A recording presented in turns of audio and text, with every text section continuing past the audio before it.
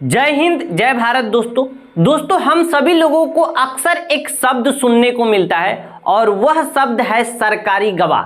जब भी हम फिल्म देखते हैं वहाँ भी हमें सरकारी गवाह शब्द सुनने को मिलता है, या न्यूज़पेपर पढ़ते हैं वहाँ भी हमें सरकारी गवाह सुनने को मिलता है, टेलीविज़न देखते हैं वहाँ भी हमें सरकारी गवाह सुनने को मिलता है। और जैसे ही हम लोगों का दिमाग जो ये सरकारी गवाह शब्द सुनता है तो एक काल्पनिक दृश्य दिमाग में आता है, वास्तविकता से इस शब्द का मतलब समझ में नहीं आता। तो आज के इस वीडियो में हम समझेंगे कि ये सरकारी गवाह क्या होता है, सरकारी गवाह किस व्यक्ति को बनाया जाता है और कब बनाया जाता है। उसके अलावा हम ये भी जानेंगे कि सरकारी गवाह के बारे में भारत के संविधान में कुछ प्रावधान है कि नहीं, और कुछ ऐसे मामलों का नाम भी मैं आपको बताऊंगा जिसमें सरकारी गवाह बनाकर उस मामलों को सॉल्व भी किया गया है। तो चलिए दोस्तों वीडियो को स्टार्ट करते हैं।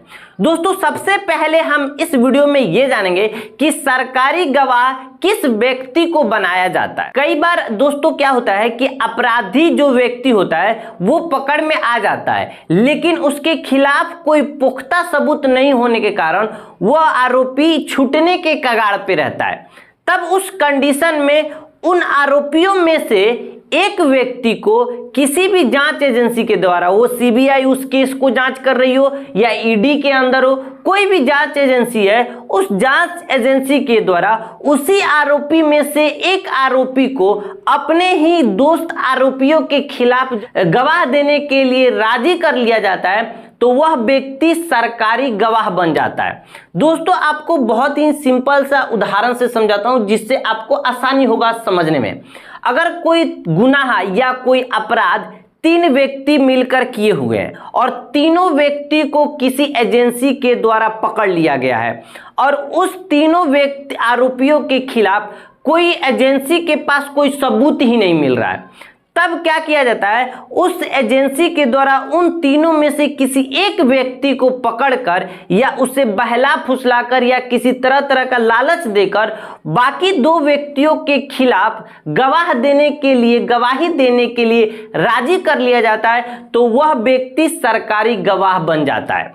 अब बात आती है दोस्तों कि सरकारी गवाह के बारे में भारत के संविधान में कुछ प्रावधान है कि नहीं। तो दोस्तों भारत के संविधान में सरकारी गवाह के बारे में प्रावधान है। धारा 133 के तहत सभी आरोपी को अपराध की समीक्षा मानी जाती है और दंड प्रक्रिया संहिता की धारा 306 के प्रावधानों के तहत किसी भी आरोपी को सरकारी गवाह बनाया जा सकता है। यानी सरकारी गवाह वही व्यक्ति बनता है जो आरोपी होते हैं। अगर 5 आरोपी हैं तो उसमें से एक व्यक्ति को बाकी 4 के खिलाफ गवाही के लिए राजी कर लिया जाता है, तो वो सरकारी गवाह हो जाता है। 10 व्यक्ति आरोपी हैं, उसमें से 2 व्यक्ति को गवाही के लिए राजी कर लिया जाता है, तो वो सरकारी गवाह बन जाते हैं।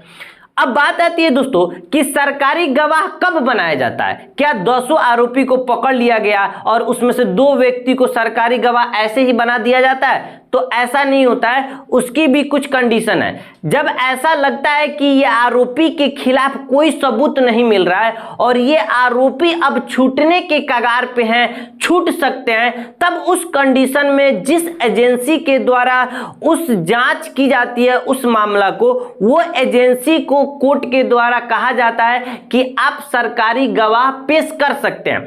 तब एजेंसी उसी आरोपी में से किसी एक आरोपी को या 2 आरोपी को तरह तरह का लालच देता है। लालच दे सकता है कि आप अगर गवाही दे दीजिएगा तो आपको इस केस से बाहर कर दिया जाएगा, सभी मामला आपके नाम से खारिज कर दिया जाएगा, आप बाइज्जत बरी कर दिया जाएगा, आप पर कोई आरोप नहीं रहेगा। इस तरह तरह की उसे लालच दिया जाता है और उसी आरोपी में से किसी एक आरोपी को अपने ही दोस्त आरोपियों के खिलाफ गवाही देने के लिए राजी कर लिया जाता है, तब वो सरकारी गवाह बन जाता है। और इस कंडीशन पे ही सरकारी गवाह उस आरोपी में से ही बनाया जाता है और जो लालच उसे दिया जाता है उसे पूरा भी किया जाता है। वो डिपेंड करता है कि उसकी जो आरोप है जो संगीन अपराध है या कैसा अपराध है। अगर बहुत ही संगीन अपराध में आरोपियों को पकड़ा गया है तो उसकी जो सजा होती है उसमें कुछ कटौती की जाती है, अगर थोड़ा बहुत संगीन अपराध होता है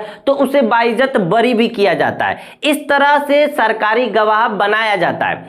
दोस्तों, मैं कुछ आपको ऐसे चर्चित मामले के बारे में बता रहा हूं जिसमें सरकारी गवाह बनाकर उस मामलों को सॉल्व किया गया। बहुत ही पॉपुलर चर्चित मामला है सुशांत सिंह राजपूत का। सुशांत सिंह के केस में सुशांत सिंह के करीबी दोस्तों को ही आरोपी बनाया गया था और उसी में से 2 आरोपी को सरकारी गवाह बनाकर सुशांत सिंह केस मामला को सॉल्व किया गया था। और दूसरे अगर बात करूं सबसे चर्चित मामला तो पीएनबी का घोटाला।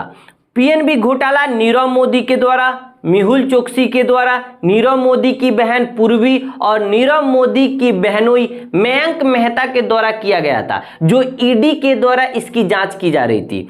और जब यह मामला लग रहा था कि ईडी के हाथ से निकल जाएगी तो नीरव मोदी की बहन यानी पूर्वी को और नीरव मोदी की बहनोई मयंक मेहता को सरकारी गवाह बनाकर इस मामले को सॉल्व किया गया था। इस तरह सैकड़ों ऐसे चर्चित मामला है जिसमें सरकारी गवाह बनाकर उस केस को खत्म किया गया था। वो कोयला घोटाला हो या INX मीडिया भ्रष्टाचार हो या सीना बोरा हत्याकांड हो, इस तरह की सैकड़ों मामलों को सॉल्व करने के लिए जो भी एजेंसियां है वो एक सरकारी गवाह बनाकर उस केस को सॉल्व की है।